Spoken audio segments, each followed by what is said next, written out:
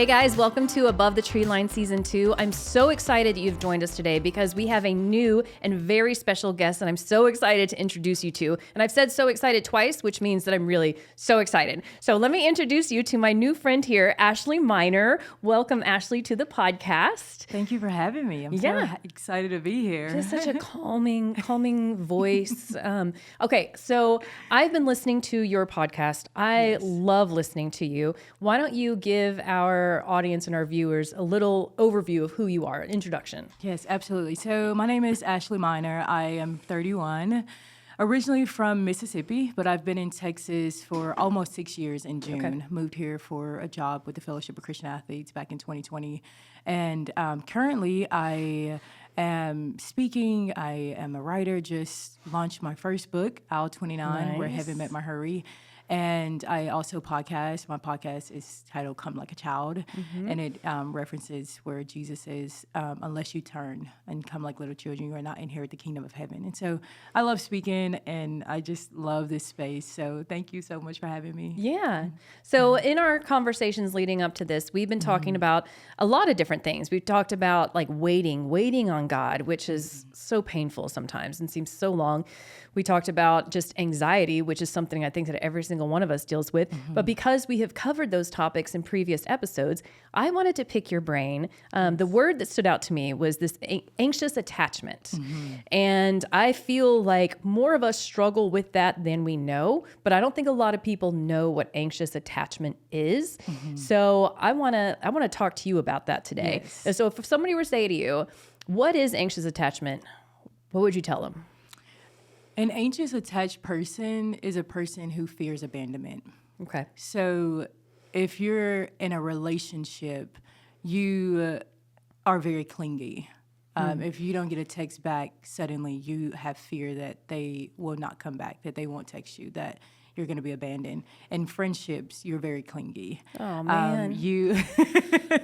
Am I speaking to yourself? I'm like, dang it. If somebody doesn't text me back, I'm like, are they mad at me? Do I need to apologize? Yes, you go and spiral, especially if it's hours. The longer, the worse.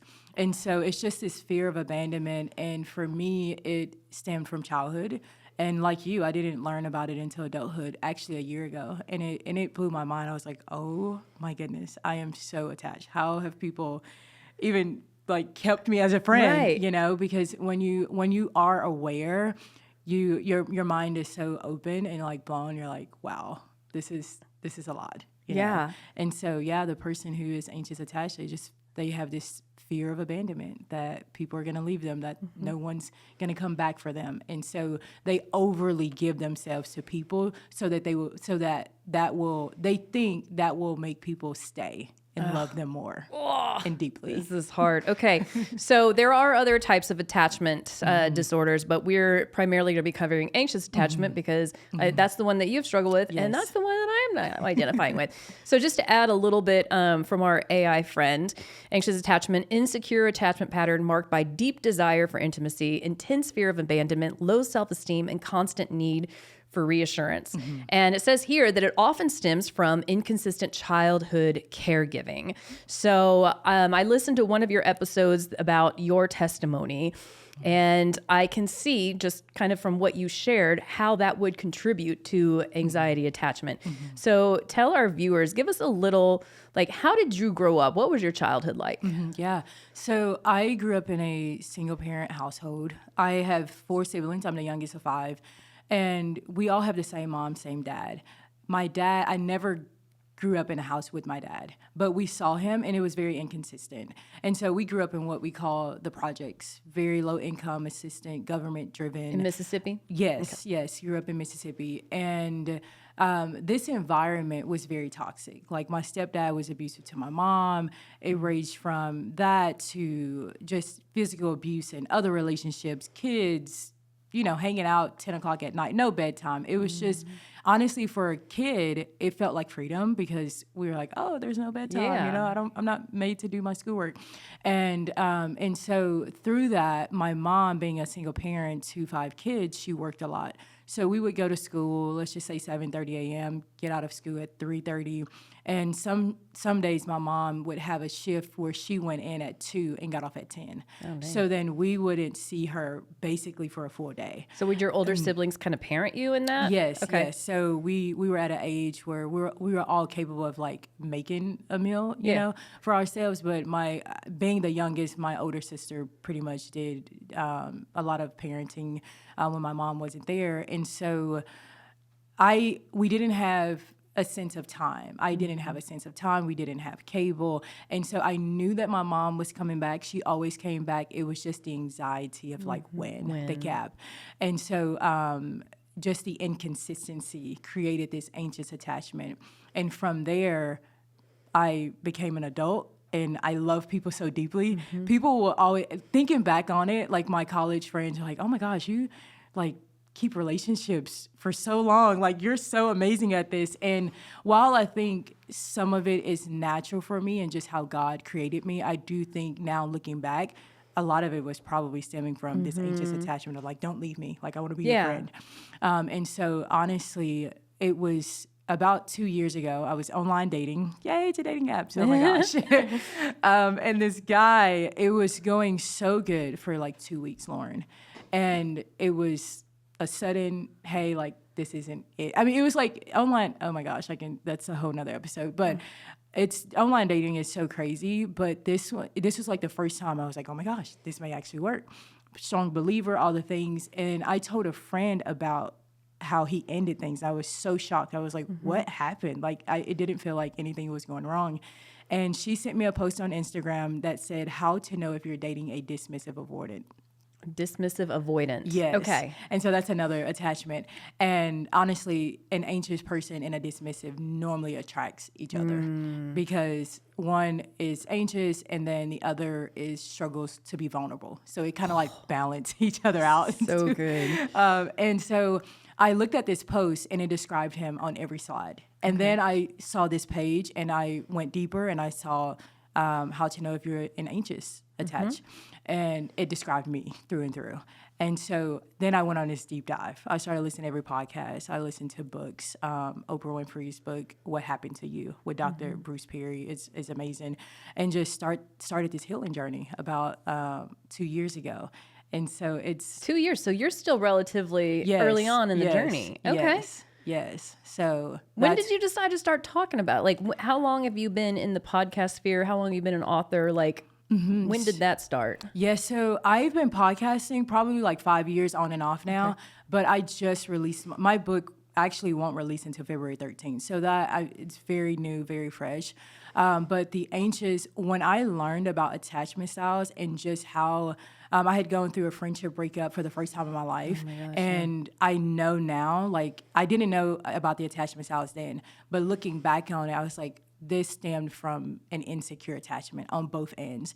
And when I realized the damage it had done to me and what it could do to my future, I just started telling everybody about it. I just started going on a deep dive, just learning. And so it is very new for me. I wouldn't say that I'm 100% secure, but I'm 100% aware when I'm not. I guarantee you there's some of my best friends that are watching this right now that are like, oh my gosh, Lauren, that's you. Like, listen up. Maybe she can help.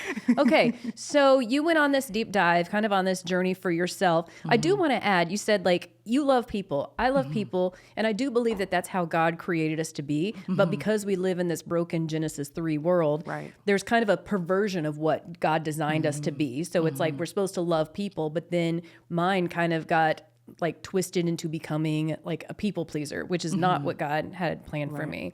So that's another thing that I've been working. This all sounds like it goes hand in hand. Okay, so started in childhood. What do you tell people? Like, okay, for me, example, I'm like, these are some of my tendencies. What do you say to somebody? Like, it's kind of freaky that you're describing things that are what I do. Yeah. It's kind of scary. And there's part of me that wants to be like, oh my gosh, what's wrong with me?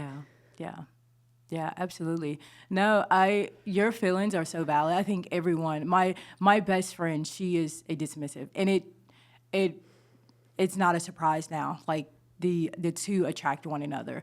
And so I'm always the vulnerable one. She's always going to be like, how are you doing? Like, tell me more. If I ask her about her day, hey, it's good. I did blank. And it's like 3-second answer. Oh, I hate that. Yeah, me too. I'm like, give me more. I need more. And so she'll just let me talk. Because I hope my friend who does that is listening right now. She know who you are. And they have we have our issues. Dismissives have their own struggles, and they struggle to be vulnerable. So dismissives, if you are in a circle with them, you are probably, the anxious is probably going to lead the conversation, and you're probably going to keep up with the friendships too. Like, it's dismissives, they have very little to do. Like, they know that we're going to keep the conversation going. They know that we're going to keep the conversation driving. And so if you're listening to this and you're like, man, like, that's me, like, what's wrong with me? It's like you said, we live in this broken world, but there is hope. Like, you can heal from an insecure attachment. And you don't have to, I shed tears when I first learned about the anxious attachment. Like, it's a real place, because again, it wasn't just a moment of becoming aware for the first time. It was my thought and thinking about every friendship that I no longer had, every encounter, like from childhood and jobs, and just how difficult it's been for certain people. I was like, oh my goodness, this all could have stemmed from insecure attachment. Right. Okay. So what is the, I remember a long time ago when I first felt like God tugging on my heart to go into ministry, I started a blog because I was like, I feel like I'm a confident person, but I also feel like I have a low self-esteem, and I couldn't reconcile how those two could go together, because it's like, I'm gregarious and I like to talk to people, but at the same time, there's like this feeling of like, you're not a great person. Like, and some of that is coming from me. Probably some of that's coming from the enemy, right? Whispering those things. So, how do you overcome an insecurity? Yeah. So you have to experience being securely loved. Being securely loved. Okay. And that's, a lot of therapists will tell you, like, that's the only way you can heal, is to experience being securely loved. And so if you have secure friends, you can go to them and say, hey, when you didn't text me back, I felt this way. And a secure person will answer and say, oh, like, no, I was, outside playing with my kids. I would never, do that.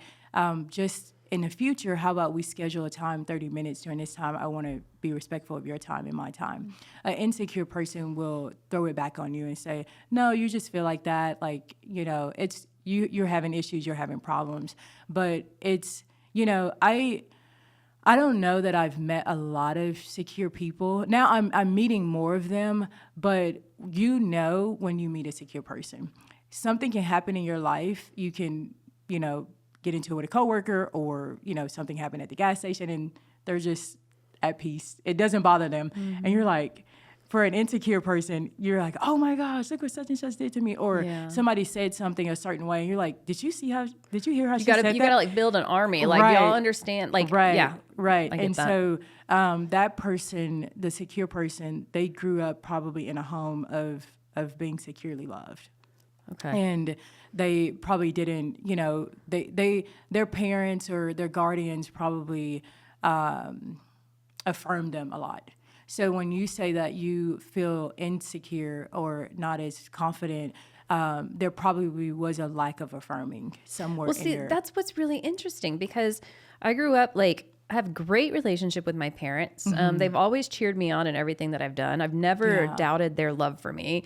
So that's why part of me is like, maybe there's something wrong with like my wiring, like the nature versus nurture piece.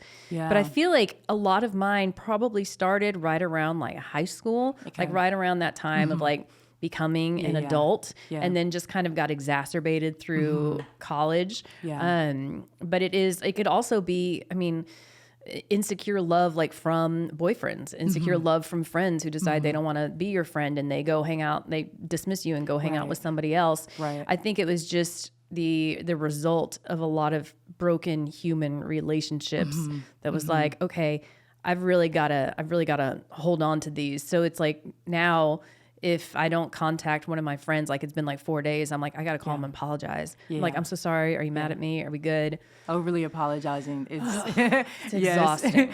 And when they don't do that, you feel like they don't love you, but they are secure and they're not thinking like you. Their brain is not wired to think, oh, she hasn't talked to me in 3 days, like she doesn't love me. And so we're the only ones that's thinking that way. But I was gonna say, if you have been affirmed, it probably did something. Probably happened middle school, elementary. That mean girl, that mean guy, Oh my gosh, and and then you did, unknowingly it opened this door to being insecure, or it while you had the confidence from your parents saying, oh my gosh, you're great, you're amazing, go be a cheerleader, go be, whatever, you can do whatever, and then here comes that person and say, you're actually not that good, Right. and you're like, oh, was my mom just saying that because they're my parents? And then you enter into that space of going to school and just being in the world, and the mean. Well, especially with the mean girls, because I mean, I can identify. I'm not going to Yeah. say their names, but I can identify girls that like start rumors about you, Yeah. and they talk about you behind your back, and they try to tear you down. And then part of me is like, we're all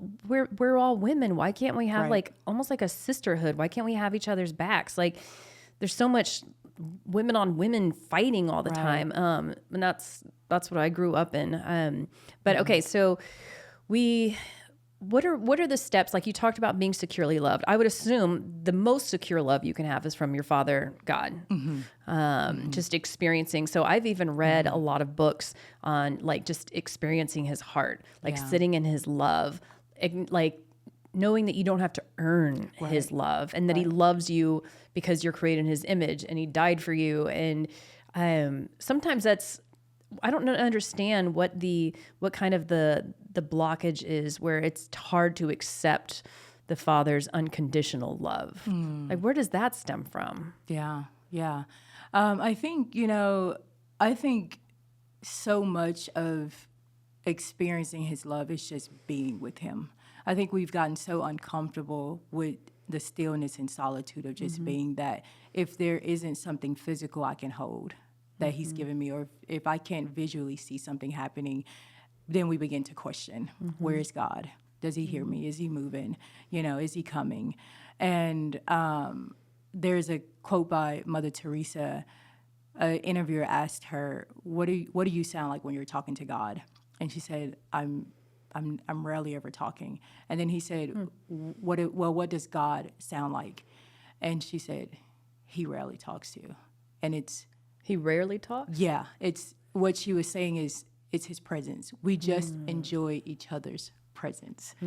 And I think when you live in that space of just enjoying His presence, you can receive His unconditional love. You can receive just Him without something to like prove or like show me, and I just love that so much, because we're rarely ever just still. We're rarely just being with Him. And I think when we learn to just be, it can help with that. Yeah. But it's like, oh my gosh, like show me, the burning bush, and those are Yeah. awesome. Or Yeah. part the Red Sea, and then Right. I know that I know that I know, but it's His presence. Like His presence still is enough. And we I won't say recently, obviously we've been doing it for a long time, of just waking up with our Bibles, and that's our time with the Lord. But, in the Old Testament, they were with Him. Right. It was fire by night, cloud by day.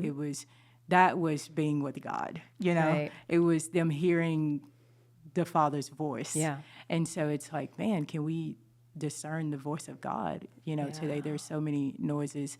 And so I don't know if there's just one answer of like, man, what's the problem, or what's the gap of receiving that, unconditional love. Do you feel like everybody hears the voice of God differently? Or do you feel like there's pretty much like a standard way? I think there are different ways. I think when I was in college, I think what Professor said, He speaks through His word, through people, and through circumstances. And so I have only heard the audible voice of God like once. And I think some people will say they've heard it. I mean, we don't even see it much in the Bible. And so I think it could be through His word, through circumstances, through people. And He's he's all powerful. So it's just, I mean, again, you look at the bush, like he parts the Red Sea, then he sits with a woman at the well. And so he just really showed himself different ways to different people during different times. And I think it's because of his grace. Like, he knows what we can handle.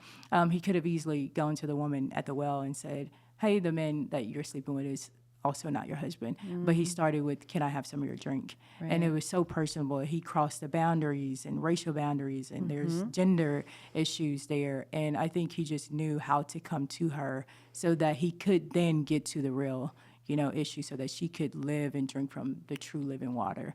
And so I think, just depending on who you are, and he knows who you are and where you are, I think he speaks in. Do you think you have to, I mean, this is kind of what I've discovered. I move really, really fast through life. I work full time. I've got friends, family, kids, husband, house. And so I'm always doing something, very rarely just sitting still. So usually if I'm like, okay, I'm going to listen to like Jackie Hill Perry read the Bible like 365 days a year. And so I'll be like listening to it, but I'll also be doing something else. And sometimes I feel like it's hard to hear God's voice or to feel his presence when you're not still. Yeah. And that's really hard. It's really hard to be still. It's hard for me. And I get bored fast. Yeah, me too. So, and that's another thing with the anxious attached. We tend, in a relationship, I always go back to a relationship because that's where I learned about the attachments. And we are just in relationships with people and friendships and actual, dating and things. But if it's an anxious person can become and like be so uncomfortable with peace and stillness because they're used to toxicity in my case. So if I'm dating, if I'm going out with a guy and it's going smooth and it's great, I'm like, man, I'm bored. But it's actually like I'm that unfamiliar with peace. And so when I am just, everyday life, if I'm not constantly doing something, I get bored. So now I'm in a season with this anxious attachment of trying to rewire my brain that I don't have to be doing something every second. I'm trying to go back and practice this stillness and silence and solitude with the Lord because I'm with you. If there is too many noises, like I'm not good at multitasking. So when I read the Bible and like do other things on top of that, I can't comprehend it how I will if I'm just still, and without those distractions. And so some people can. Some people's brain is wired that way and they can, multitask and they're all in. I'm not wired that way, but I know that just the anxiety of nothing's happening. Like, okay, I got to do something. I got to call somebody. Yeah. I got to text somebody. Like, what are you doing? And it's that I've just been so uncomfortable with stillness. That's so funny because I told you earlier, I left my phone at home today and my phone, is connected to your car. So it's everything. It's your communication, it's your music, it's your podcast. And so I was driving here and I was like, I don't have anything to connect to my car. So I was like, what do?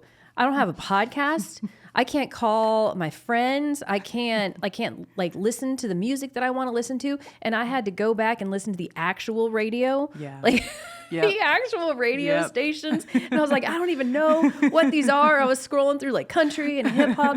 And I was just like so ready for this drive to be over. Yeah. You just had to hear something. You had to hear something. You couldn't drive in the silence. But it would have been great for me just to use that time to talk to God. But I'm like, I've been a Christ follower almost all of my life. I'm a pastor now. Why wouldn't it occur to me in that time to talk to God? Yeah. Man, I'm telling you, I'm the same way. It's very rare. Unless I'm driving for a very long time, I go through waves of listening to podcasts, music, silence. But just a everyday commute, as soon as I get in my car, what am I playing? What am I listening to? And that's where I'm trying to, that's a practice, honestly, for the both of us, or if you're listening to this and you lean more toward anxious, it's that lie that, I got to call somebody. I got to do something to be loved. And it's like, no, my presence is enough. Like just being with him is enough, Yeah. God, that's so true. Because now I'm just thinking about yesterday. My husband left the house. My kids were at school. And I was like, okay, like the whole house is quiet. And I'm like, what am I going to do? And I like started watching a show for like probably 36 seconds.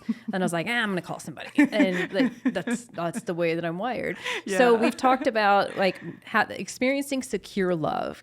So I do feel like I've got secure love in my life. And I do feel like I know that the Father loves me. So it's what are some practical things beyond that we can break out of this cycle? Because it's anxious attachment. It makes me feel anxious just thinking about it.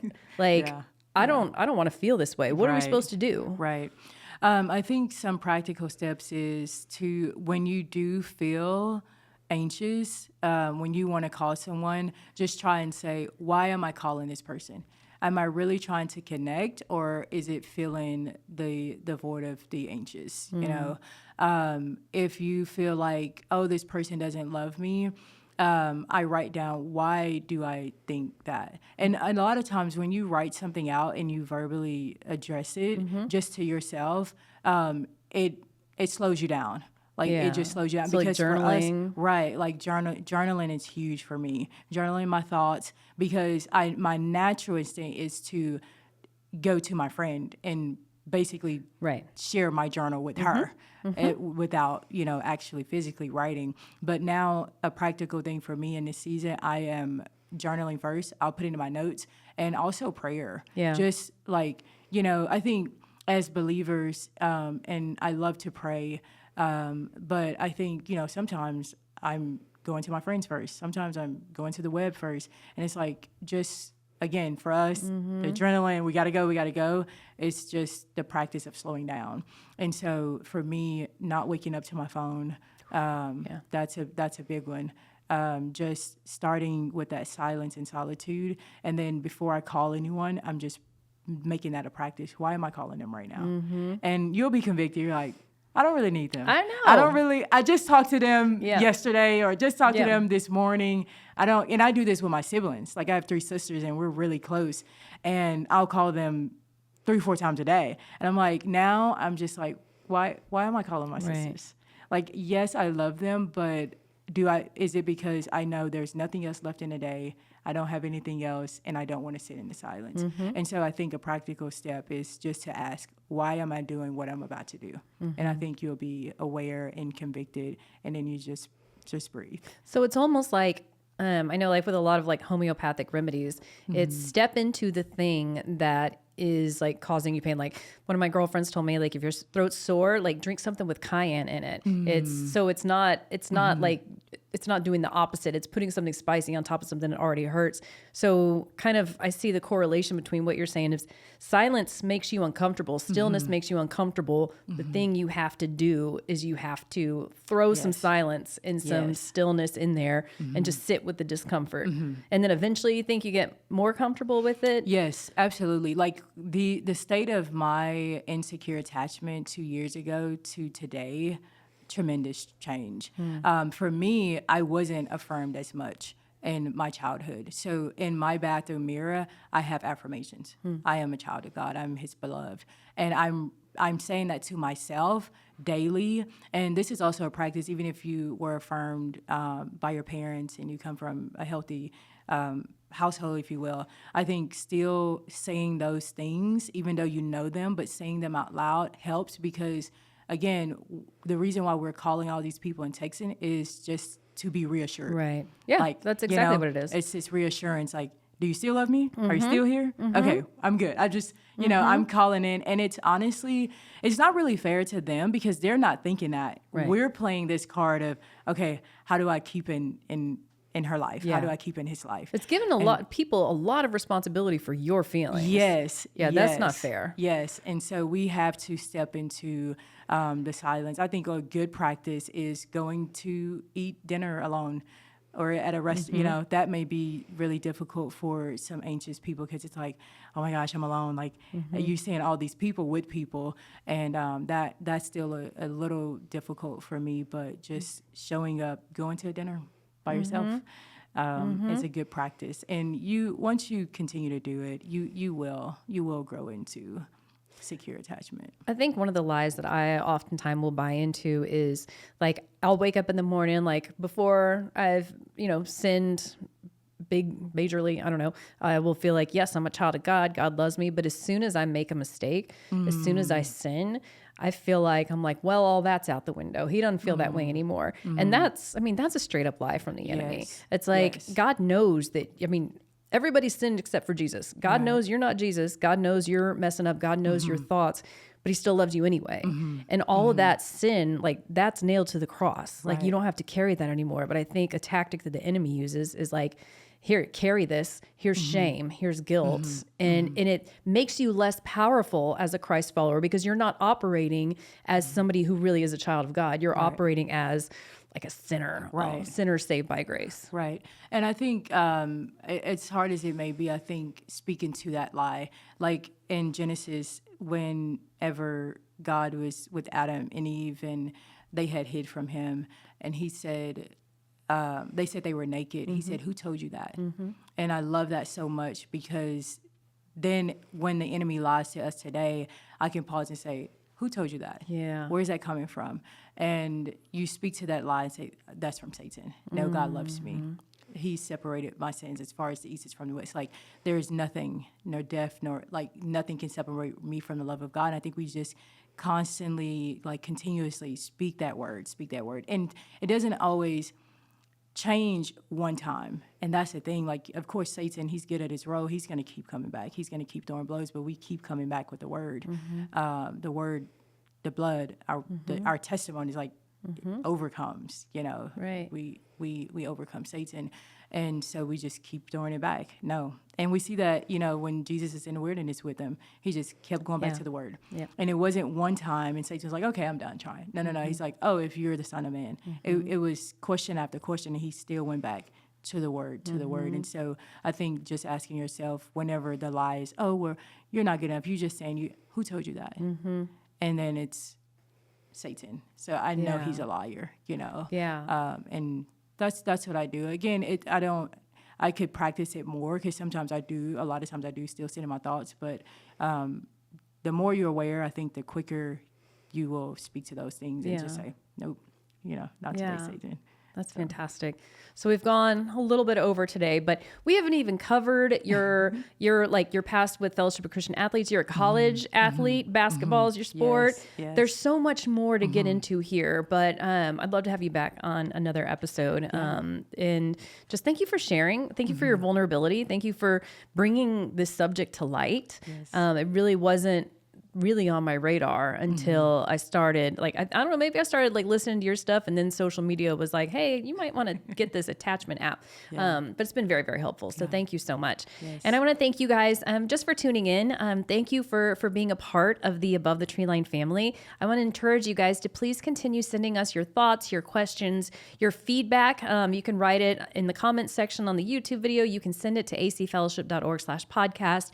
We want to hear from you. The reason we do this is for you guys and hopefully to point you guys to Jesus. So thank you guys so much for joining us. We will see you next week.